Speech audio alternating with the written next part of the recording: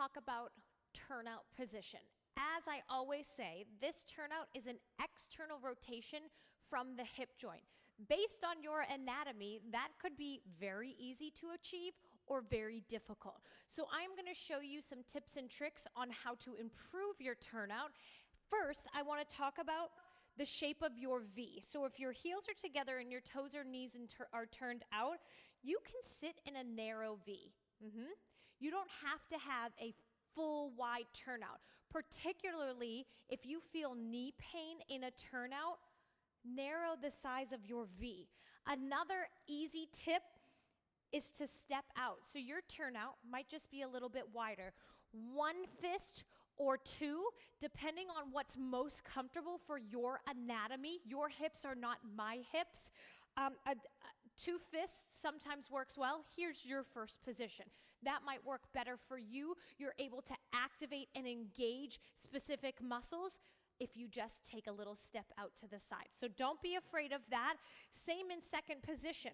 If it feels better for you to be up a little higher because of your hips as opposed to having a grand plie, stay up a little higher. No big deal. Okay, now I'm going to show you some stretches that will help increase the range of motion through the hips, keeping in mind that settling into these postures and taking several breaths, several minutes, maybe 3 to 5 minutes in each posture will really help allow those hips to open for you to breathe and relax into these postures. So don't be afraid to hang out while you're watching TV in certain postures. We're gonna first start on our belly, and I would like your knees, toes, and thighs to be together. You can stack your palms, rest your chin down, and then bend your knees. And I want you to squeeze your knees together. I need your tail to reach towards the short edge of your mat behind you.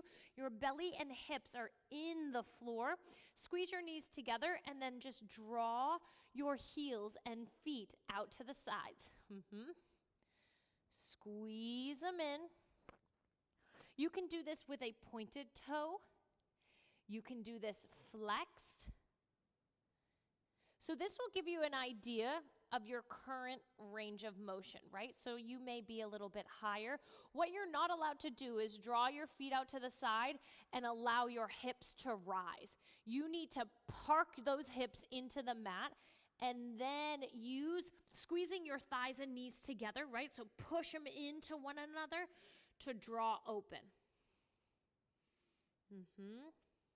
So several reps of these will help tremendously. Coming onto your hands and your knees, I'm going to turn to the side so you can see this. Frog stretch. So you're on your hands and knees. You're going to draw one knee out to the side, and then you're going to walk the other knee out to the side. And again until you've gotten to a comfortable posture where you feel like you can lower to your forearms and still maintain a smooth breath. Inhale and exhale. No restricting of the breath. You want to breathe into it.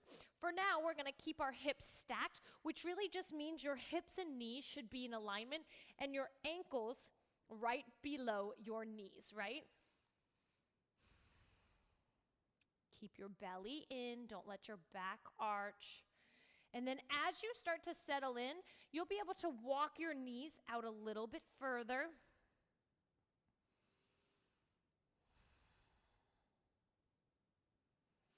And staying here for as long as you can, pointing your toes. Here's another option, bringing your big toes to kiss, and then setting your hips back towards those toes. Get you a little bit more of a hip opener. You'll start to feel it in your groin.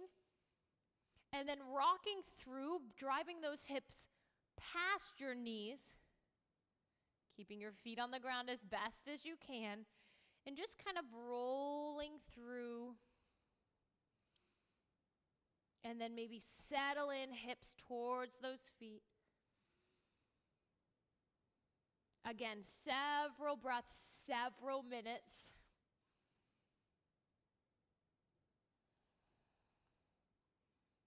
Shifting through, maybe visit that stacked on top where your hips are in line with your knees. Good. And then coming back onto your hands, and then slowly walk those knees in. And then let's cross our ankles, sitting down on your booty. Soles of the feet come together.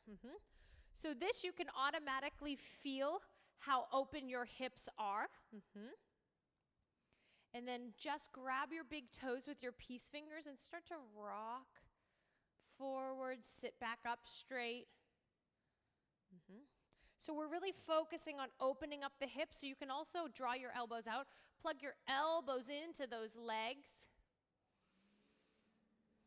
Now pay attention to where you feel tension, because it may not be from the hip joint. It's of course surrounding those muscles surrounding the joint and protecting the joint, but do you feel it a little in your knees? Do you feel it a little in your low back? So there are other things that you can stretch and release and lengthen that will allow your turnout to be a little bit greater.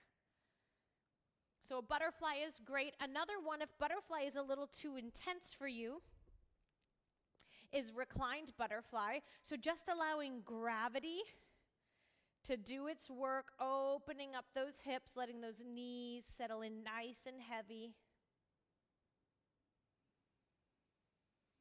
And if you struggle with turnout, these are stretches you may want to do before class. You absolutely want to do at the end of class. And these are things that you can visit again while you're watching TV. Draw those knees up. And let's come to a seated position. And then we're going to get onto our hands and knees into a tabletop. We're going to move into pigeon. So step 1 foot forward, and then, so I have my left foot in front, so I'm going to heel toe my left foot so that it's behind my right wrist. And then I'm going to drop my knee open to the back of my left wrist.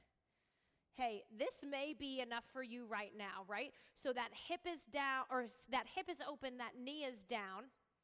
If you feel like you can add a little bit more, walk your knee back, straighten your back leg. Sitting up nice and tall. So this hip opener, you'll definitely feel it in your glutes. Maybe lowering down to your forearms. Belly in, keep the integrity of your posture in alignment. You can also extend your arms overhead, rest your chest onto the mat.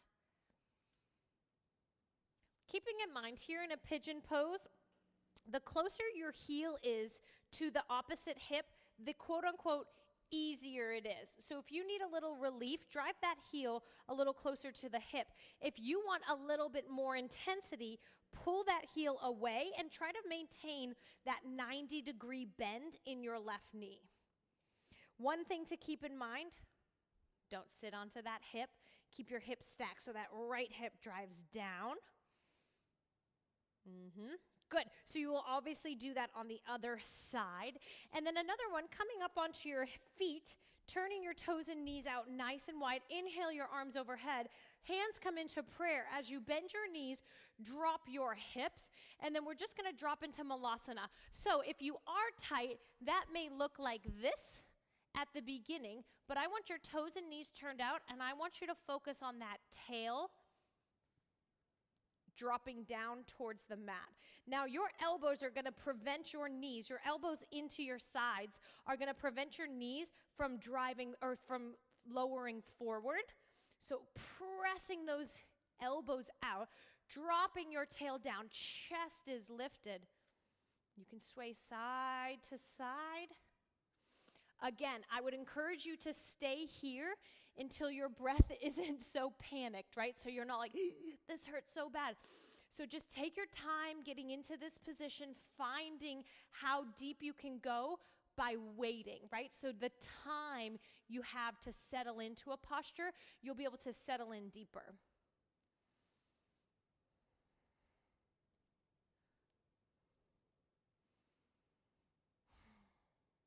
The last one I want to show you, placing your hands down, standing all the way up, is coming up to a wall. Couple of options here.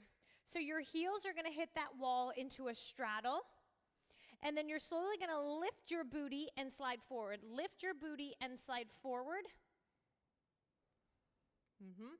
Hey, I have a bar right here, so you can also use that to help you slide forward a little bit more. You're gonna feel this stretch on the inside of your legs, definitely your groin. I want you to make sure that your toes are facing the ceiling, right? Because your turnout, your toes and knees are turned out. So you don't wanna drop those big toes in towards your wall. You wanna keep it stacked. Another great one, if this is too intense, is to lay on your back up against a wall. So I want your booty up against that wall. So you'll walk your butt down, walk your butt to the wall, and then again, draw your legs open in a straddle and let gravity do the work. Now your heels would be on the wall. I've got this little bump out, so if my heels are on the wall, I'm out of alignment. So I wanna keep my ankles, knees, and hips stacked. So I'll just go ahead and use my arms and hands as support.